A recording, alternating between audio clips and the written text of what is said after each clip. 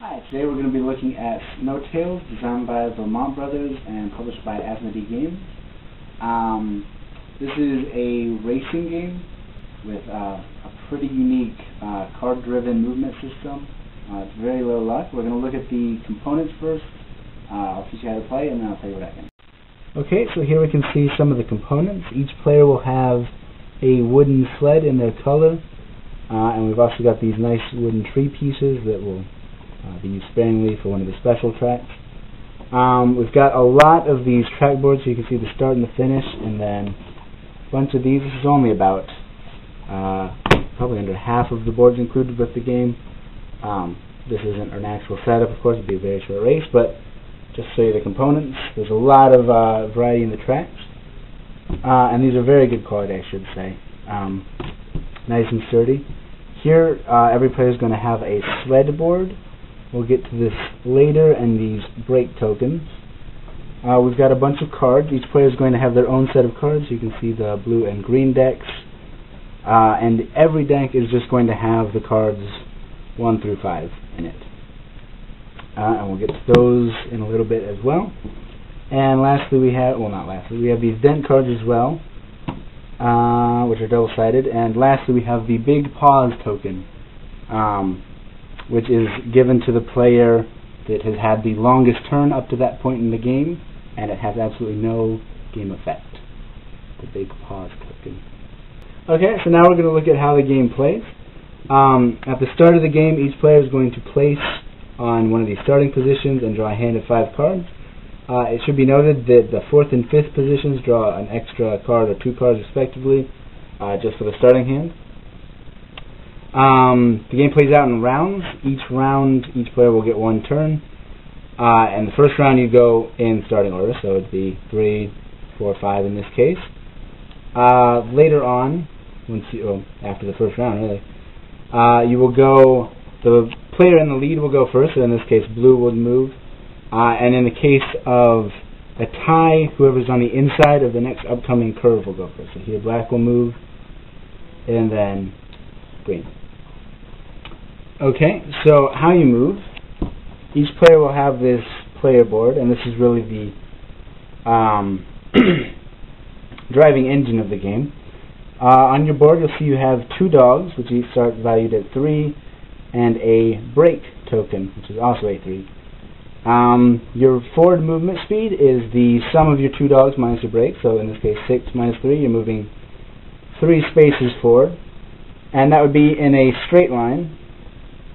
Drifting, which is turning, occurs when one of the dogs is pulling harder than the other. So in this case, your movement would be 8 minus 3, so you'd be moving 5. And you drift towards the side that the stronger dog is pulling, equal to the difference between the 2 dogs. So that's a difference of 2. So you would be moving forward 5, and at any point during your move you would have to drift 2 to the left. So I might do something like that. You're going to be able to play 1 to 3 cards during your turn. All the cards have to be the same value. Remember, the only values are 1 through 5.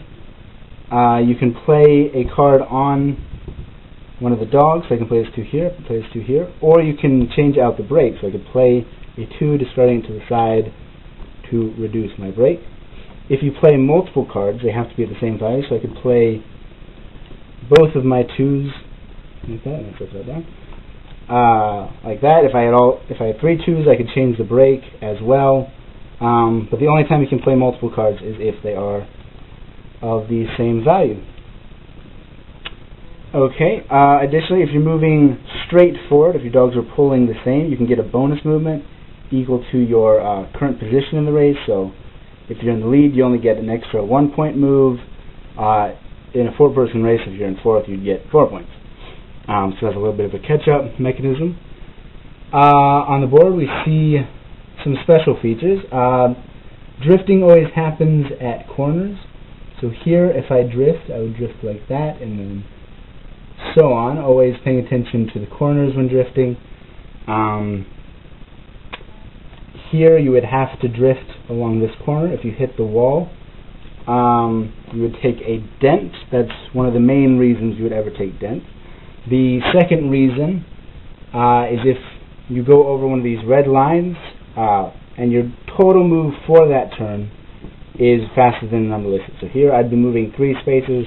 I could cross that no problem. If I was moving 5, as I was doing just a moment ago, if I had crossed that line during that move, moving 5, I had gone 1 over and I would get a dent card. If I was moving 6, I'd get 2 dents, and so on. Dent cards are very nasty. They clog your hand and make it more difficult to steer. So here, the hand limit's 5, so I'd have to discard at the end of my turn down to this, and now I only have 3 cards to maneuver with. For the rest of the game, if you ever get a hand of all 5 dents, you crash and are out of the race.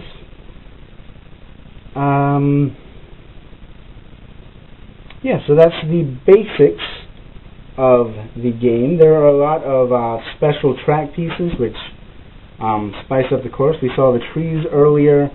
When you hit a tree, you keep moving through it, but you take a dent immediately and it's removed from the board, so you can clear a path for other races. We've got some of these special chasm pieces. You can see the lane gets narrower in various places on these. We have to avoid the rocks.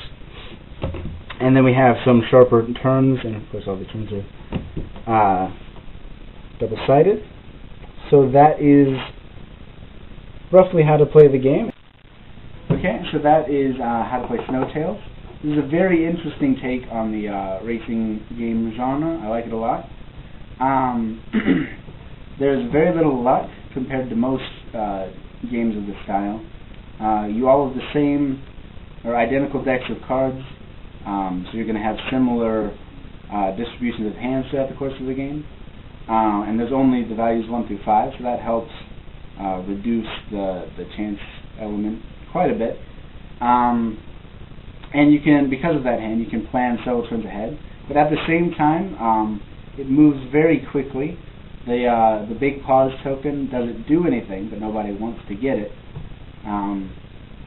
So everybody kind of thinks about their turn beforehand and then just keeps it moving, moves at a nice clip.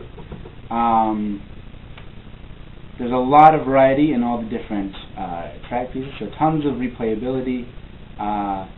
The special tracks really add a lot. If you throw a ton in, everybody's going to crash probably. But if you throw 1 or 2 in, it's a very nice spice, adds some interesting dynamics to the races, especially the trees and the sharper turns and such. So anyways, yeah, Snowtails by the Lamont Brothers. It's an excellent game if you like racing games. Even if you're not into lighter games, more of a heavier game, this is still definitely something you should check out. Snowtails.